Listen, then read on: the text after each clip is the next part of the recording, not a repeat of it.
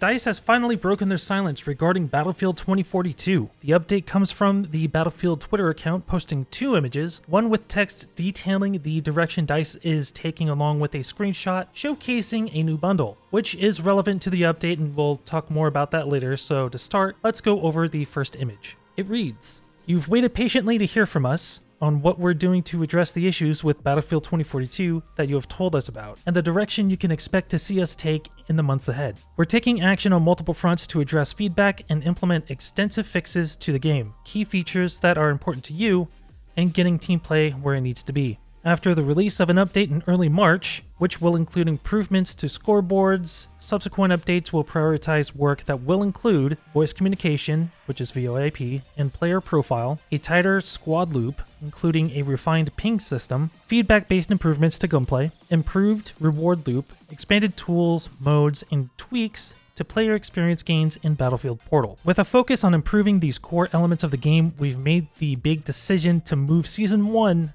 to early summer.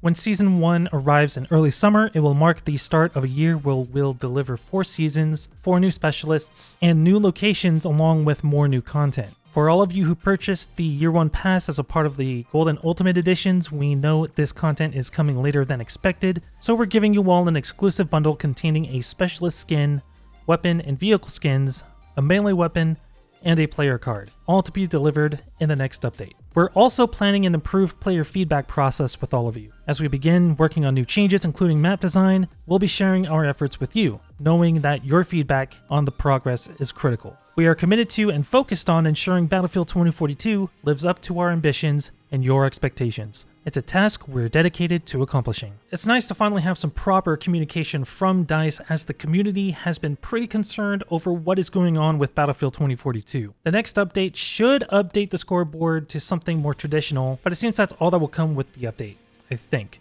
However, with the promise of fixes and subsequent updates, I'm still holding on hope that this game can be saved in some form or another. While I did mention in my initial 2042 critique that the best way to handle this would be a complete overhaul, that does seem pretty unrealistic, so I'll take whatever I can get. If we can get updates to gunplay and team play, the game may actually be tolerable to play, and that update can't come soon enough. As just playing to get the footage you see here in sessions prior to this have been extremely frustrating. An absolute nightmare. The next thing to address would be the delay in Season 1, which has been pushed to early summer. As one of the adopters of the Ultimate Edition, I do feel a little frustrated with not only having paid a good chunk of cash just to get a busted game, but now having to wait for content that was promised with that edition even longer is a bit maddening. However, I do understand game development is a lengthy and difficult process, so I'm able to deal with the wait if I need to.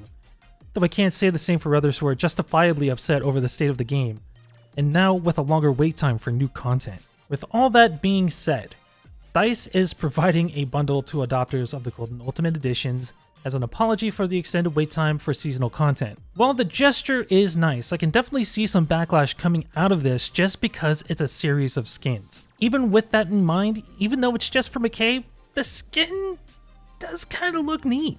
Reminiscent of the general soldier aesthetic that a lot of players, myself included, wish we still had alongside classes opposed to the specialist system we have currently in 2042.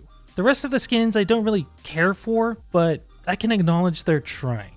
DICE also mentioned something about map design, so I really hope that means less open environments and includes sections of the maps that are designed for a specific style of play, like maybe a tight urban environment with building interiors for infantry gameplay, sections that would be more suited for vehicle gameplay, etc, etc. I would also like to see some maps that introduce naval gameplay as well, bringing in attack boats and whatnot. We'll just have to wait and see on that. And I think the last thing I really wanted to just touch on a little bit is the mention of a refined ping system, which is something that has been fucking bugging me ever since this game launched. Even during the beta, I was not having a good time trying to ping stuff. It's not as intuitive as previous games. If you ping something in Battlefield 4, it identifies what you're pinging. So if it's a soldier, it's like, oh hey, there's a soldier, or a sniper, wherever, light vehicle, a tank, what have you. I don't know, I just feel like the ping system in 2042 is just too simplistic, and it doesn't really like follow where the enemy is. Like if you ping somebody and it's like a soldier on the move, ping doesn't follow them if your line of sight is still there. It just one little ping there. Like I feel like people will use pinging more to get an idea of how far someone is away from them, just so they can get those sniper kills or those recoilless rocket launcher kills. I see a lot of people using them for that. It's being worked on. Take all of this with a grain of salt, I know, but at least they're talking to us now. You know, at least DICE said something.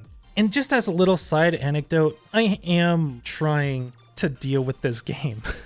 Like I'm trying so hard just to be okay with it, but it's so hard to play sometimes. Like I'm not a huge fan of the recoil, I'm not a huge fan of specialists and blah blah blah. You've heard it all before. I just hope this game does get turned around, because myself and a lot of other Battlefield fans came into this game with like our hopes were high, and I think I said this back in my critique, we were all dewy-eyed and we just really wanted to play some fucking Battlefield, but then we got Alpha Field.